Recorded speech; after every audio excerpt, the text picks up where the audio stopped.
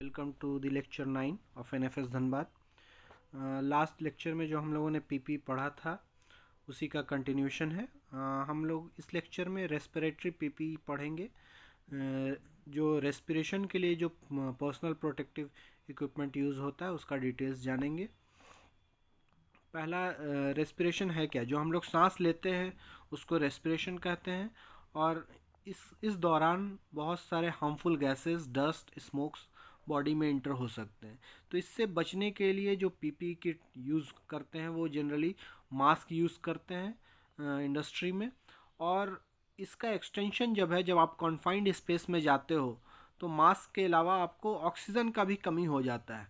तो उस समय स्पेशल इक्विपमेंट जो होता है ऑक्सीजन सिलेंडर के साथ, उसको SCBA कहते हैं। आगे हम लोग नेक्स्ट स्लाइड में देखेंगे, वो हम लोग ले जाते हैं साथ में, क्योंकि आपको सिर्फ मास्क प्रोटेक्ट नहीं कर सकता है, क्योंकि ऑक्सीजन का लेवल वहाँ पे कम हो जाएगा कॉन्फाइंड स्पेस में।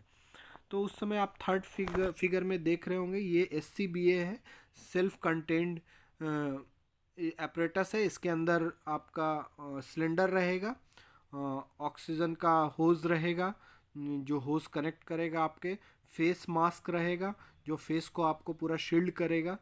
तो इसमें आपको जो ऑक्सीजन रहता है वो आप साथ में लेकर जाते हो, सिलेंडर ऑक्सीजन का, और वो आपको कंटिन्यूस ऑक्सीजन सप्लाई करता है। इसका दो टाइप का बेसिकली होता है, हम आगे देखेंगे। लंग्स डैमेज से बचाने के लिए यूज़ करते हैं। और इसका जो टाइप है, इसका दो है, ओपन टाइप और क्लोज टाइप। हम देखेंगे इस सर्किट, दो टाइप के सर्किट होते हैं। Close circuit SCA, self content breathing apparatus, और open circuit SCBA, open circuit self content breathing apparatus.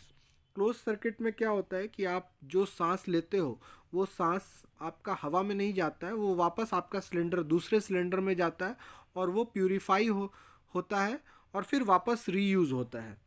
तो आप जो ऑक्सीजन लेके गए हो वो ऑक्सीजन सिलेंडर से ऑक्सीजन आप यूज़ करते हो, उसको प्यूरिफाई होता है और फिर आपको वापस उसको दिया जाता है। ऑक्सीजन का लेवल अगर कम है तो उसमें ब्रीदर लगा रहता है जो ऑक्सीजन का लेवल बढ़ाता है।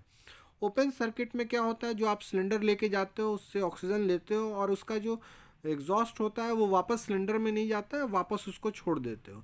तो इसमें दो टाइप के सर्किट होते हैं, क्लोज सर्किट, ओपन सर्किट। ये एक हमेशा कॉन्फाइंड स्पेस में वर्क करने के लिए सेल्फ कंटेंट ब्रीथिंग एपरेटस के बगैर आप काम नहीं कर सकते हो। ये देखो, ये टैंक के अंदर जा रहा है ये बंदा। इस बंदे को एपरेटस आप कैसे समझोगे कि ये SCBA लेके जा रहा है? इसके पीठ पे एक सिलेंडर लगी होगी जो आपको बताएगा कि हाँ ये SCBA इक्विपमेंट के साथ जा रहा है अंदर। ये क्लियर नहीं है कि ये ओपन सर्किट SCBA है या क्लोज सर्किट है। ओपन सर्किट में आपका जो ऑक्सीजन यूज़ कर रहे हो उसको वापस हवा में फेंक देगा।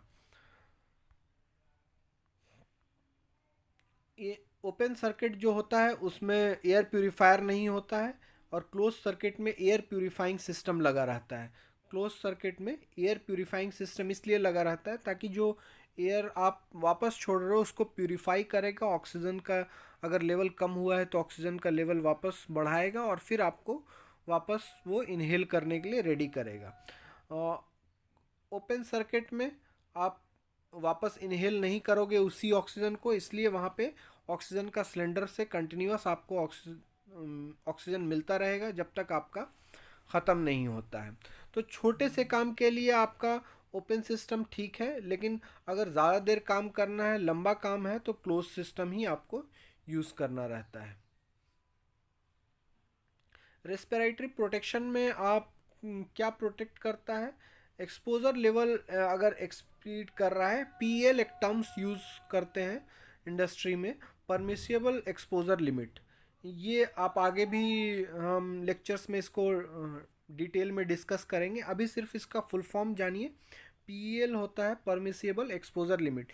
किसी भी चीज़ का एक्सपोजर का एक लिमिट होता है, वो मैक्सिमम लिमिट जो होता है उसको बोलते हैं परमिसिबल एक्सपोजर लिमिट। इससे ज़्यादा अगर एक्सपोज हो रहा है, मान लीजिए आप के जिस इन्वायरमेंट में काम कर रहे हैं वहाँ पे बहुत ज़्यादा डस्ट है, तो एक लिमिट बना हुआ है, ये लिमिट तक आप डस्ट है तो आप काम कर सकते हैं। इससे ज़्यादा अगर डस्ट है तो आप काम नहीं कर सकते हैं। तो वो डस्ट का एक्सपोजर लिमिट है, मैक्सिमम है।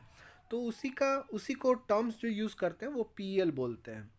तो हर एक चीज़ के लिए सिर्फ डस्ट के लिए एक्सपोजर नहीं, आपका रेडिएशन का भी एक्सपोजर रहेगा, तो उसका भी एक लिमिट बना रहेगा। रेडिएशन मतलब एक्सरे है अगर वहाँ पे, तो एक्सरे का एक लिमिट बना हुआ है कि इससे ज़्यादा आपको एक्सरे का एक्सपोजर हो रहा है तो आप के लिए हार्मफुल है।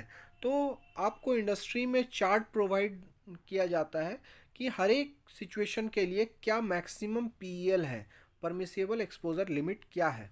तो वैसे ही रेस्पिरेशन के लिए डस्ट, स्मोक, ये सब का भी परमिसिबल एक्सपोजर लिमिट के अंदर है, तभी आप काम कर सकते हो। अगर ज़्यादा है तो फिर आपको SCBA लेके जाना पड़ेगा, मतलब सेल्फ कंटेन ब्रीथिंग एपरेटस आपके साथ होगा, तभी आप उस सिचुएशन पे काम कर सकते हो।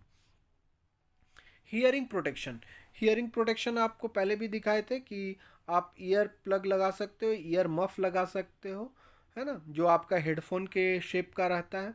और हियरिंग प्रोटेक्शन के लिए ऐसा कंडीशन है कि 8 आवर्स अगर वर्क कर रहे हो तो 90 डेसिबल अगर साउंड है तो आप उसमें काम कर सकते हो। लेकिन अगर 95 डेसिबल साउंड है, जनरल ट्रेंड ये है कि हर 5 डेसिबल साउंड पे जो वर्किंग टाइम है वो आधा हो जाता है। तो मान लीजिए 90 डेसिबल के साउंड में आपको 8 घंटा काम करने का अलाउड था, तो 95 अगर 5 डेसिबल साउंड बढ़ गया तो आपका 4 घंटा ही अलाउड रहेगा उस साउंड में काम करने के लिए। अगर 100 डेसिबल नॉइज़ है वहाँ पे, साउंड है, तो आप 4 का आधा 2, मतलब 2 घंटा ही आप काम कर सकते हो एक दिन में। तो जनरल थंब रूल आप याद करो कि 90 के ऊपर, अगर 90 डेसिबल है तो 8 घंटा काम कर सकते हो। अगर 90 से हर एक 5 डेसिबल अगर साउंड बढ़ता है, 5 dB बढ़ता है, तो आपका वर्किंग टाइम होगा उस इंडस्ट्री के लिए आधा हो जाएगा। मतलब 95 में 4 घंटा, 100 dB अगर साउंड है तो आप 2 घंटा ही उसमें काम करोगे। और 100 से ऊपर है तो फिर 1 घंटा काम करोगे। मान लो 105 dB है तो 1 घंटा काम करोगे। और जनरली टेंडेंसी होता है कि 105 110 पे काम नहीं करना है, क्योंकि ये बहुत हार्मफुल कंडीशन हो जाता है। Body protection, body protection, full body protection क्या है? अभी तक हम लोग हर एक ऑर्गन के लिए प्रोटेक्शन देखे, जैसे हियरिंग प्रोटेक्शन था, हीयर के लिए प्रोटेक्शन था, ईयर प्रोटेक्शन था, ईयर प्लग। रेस्पिरेटरी ऑर्गन के लिए प्रोटेक्शन था, SCBA, self content body breathing apparatus. उसी तरह हमने ग्लव्स देखा हैंड प्रोटेक्शन के लिए, सेफ्टी शूज़ देखा टो प्रोटेक्शन के लिए। तो हर एक अलग अलग जो लिम्स के लिए जो प्रोटेक्शन थे वो इंडिविजुअल प्रोटेक्शन थे लिम्स के लिए। अभी हम लोग फुल बॉडी प्रोटेक्शंस देखेंगे। इसमें आपको फुल बॉडी का सूट प्रोवाइड किया जाता है काम करने के लिए। तो आप फुल बॉडी जब प्रोटेक्शन करते हो तो आपको टेम्परेचर प्रोटेक्शन, केमिकल प्रोटेक्शन और रेडिएशन प्रोटेक्शन तीनों प्रोटेक्शन करता है। और ये बॉडी प्रोटेक्शन अलग अलग कंडीशंस के लिए अलग अलग यूज़ होता है। मान लो आप केमिकल इंडस्ट्री में काम कर रहे हो तो उसमें जो फुल बॉडी प्रोटेक्शन होगा वो अलग मटेरियल होगा। आप जो हीट वाले एरिया में काम कर रहे हो या फायर वाले एरिया में काम कर रहे हो तो फुल बॉडी जो प्रोटेक्शन यूज़ करेंगे वो अलग यूज़ करेंगे। हम नेक्स्ट स्लाइड में देखेंगे बॉडी प्रोटेक्शन, पीपी जो होता है, body personal protective equipment, insulated quotes and pants.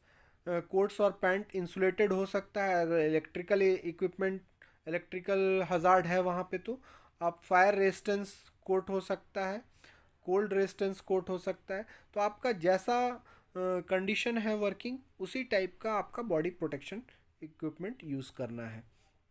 जैसे फायर सूट्स है, तो फायर सूट्स जनरली फायरमैन पहनते हैं और ये एस्बेस्टस कोटिंग रहता है। एस्बेस्टस का एक प्रॉपर्टी है जो फायर से प्रोटेक्ट करता है, प्लस ये हीट रेजिस्टेंट भी होता है।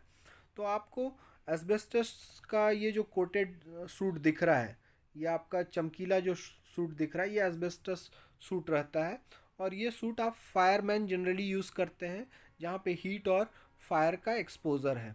तो इस लेक्चर में हम लोगों ने 3 टाइप के पीपीई पढ़ा: रेस्पिरेटरी पीपीई, हियरिंग पीपीई और full body PPE. Thank you, I hope it's clear to you.